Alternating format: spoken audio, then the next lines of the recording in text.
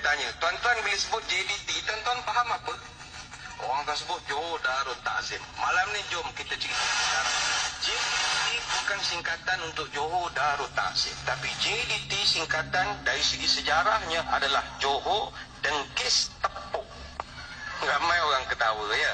Siapa Dengkis dan siapa Tepuk? Di belakang ini ada logo emblem negeri Johor Darul Ta'zim. Ada logo negeri Johor. Logo negeri Johor ada dua harimau. Ini harimau bukan JKR suka-suka lukis punya. Harimau yang kiri namanya Dengkis. Harimau yang kanan namanya Tepuk. Tepuk itu tempang, kakinya ada 3. Nanti balik, tengok yang di sebelah kanan, ada 3 saja jarinya. Itu bukan JKR saja lukis tu, ada sebab. Kenapakah negeri Johor emblemnya gambar harimau? Ini yang dipanggil harimau selatan. Yang ingin saya perbetulkan persepsi, maruah negeri Johor Darul Ta'zim bukan terletak pada sebuah bola, tapi sejarah bangsanya yang begitu hebat sekali.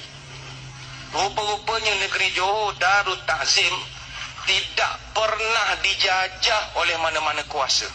Inilah 2 ekor harimau yang mengaum di sekitar timur negeri Johor sekitar tahun 1880 sampai 1940.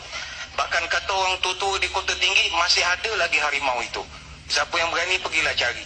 Sebab itu berapa banyak bangunan dan istana yang dibina di Johor antara tahun 1880 sampai 1900, jangan heran, atas simen-simen yang itu kita boleh nampak tapak kaki harimau. Why? Kerana Johor adalah negeri yang dijaga oleh harimau ini. Bukan khurafat tapi sejarah. Itu sebab sejarah membuktikan negeri Johor adalah antara negeri yang paling disegani oleh kerajaan British.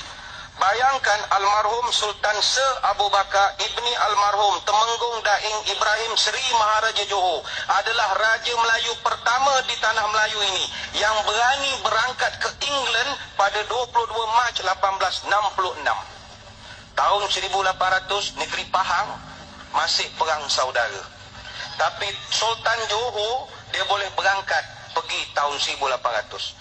Bahkan almarhum Sultan Abu Bakar dia berangkat 6 kali pergi ke England sebelum tahun 1900. Dia pernah bukan sekadar pergi England, dia boleh berangkat pergi Itali, Perancis, Rusia, Switzerland, Mesir, Greece, Turki. Ini kehebatan negeri Johor Darul Ta'zim. Selama 33 tahun memerintah, Johor tidak pernah dijajah oleh British secara real. Itu sebab Johor adalah negeri Melayu terakhir dalam Persekutuan Tanah Melayu yang terima penasihat British paling akhir tahun 1910. Maka kekal Johor sebagai negeri Melayu tak bersekutu. Walaupun kita dengan Pahang berjiran, mas kahwinnya sama RM22.50. Tapi kerana tidak pernah dijajah oleh British, tuan-tuan kekal Jumaat cuti, Ahad kerja.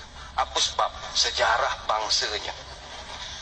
Ketika Jepun datang, diceritakan juga ketika Jepun datang daripada Singapura, ada satu Jenderal Jepun, orang panggil dia Harimau Malaya, atau nama betulnya Jenderal Tomoyuki Yamashita, yang merupakan Jenderal Ketumbukan ke-25 Tentera Imperial Jepun. Ketika dari Singapura dia datang ke Johor Bahru, dia masuk ke Istana Tuanku. Semasa itu yang memerintah almarhum Sultan Ibrahim Al-Mashhur, ibni almarhum Sultan Sir Abu Bakar. Dia beritahu dia mau jajah negeri Johor. Apa almarhum Sultan Ibrahim buat? Dia bawa keluar satu darjah kebesaran Jepun, namanya The Grand Cordon of the Order of the Rising Sun, yang almarhum terima pada tahun 1934 dari Maharaja Jepun sendiri. Dia tunjuk depan Tomoyuki Yamashita, tunduk mamat itu. Hai, barang negara. Cancel dia jajah Johor. Dia meluang masuk Pahang aja. Sebab itulah, wahai anak-anak Johor sekalian, kebanggaan kita, sejarah kita, bukan kerana bola itu, sejarah bangsa kita. Itu sebab Majlis Raja-Raja Melayu berkenan dan sepakat untuk nak memilih almarhum Sultan Ibrahim Al-Mashhur sebagai Yang di-Pertuan Agong pertama. Tapi baginda tolak. Apa sebab? 1957 Johor Bahru lebih moden bandingan Kuala Lumpur. Apa barang duduk Kuala Lumpur? Baik duduk JB.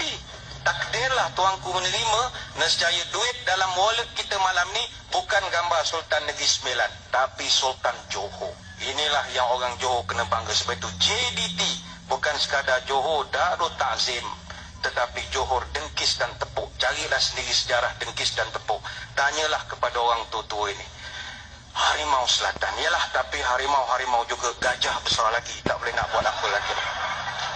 Jadi tengoklah, sama ada Marcos Antonio Elias Santos boleh sekat atau tidak Dixon Wakame Kabuki. Ataupun boleh tidak Jorge Pereira Diaz melepasi kubu kental gajah Damion Stewart. Kita doakanlah sama-sama.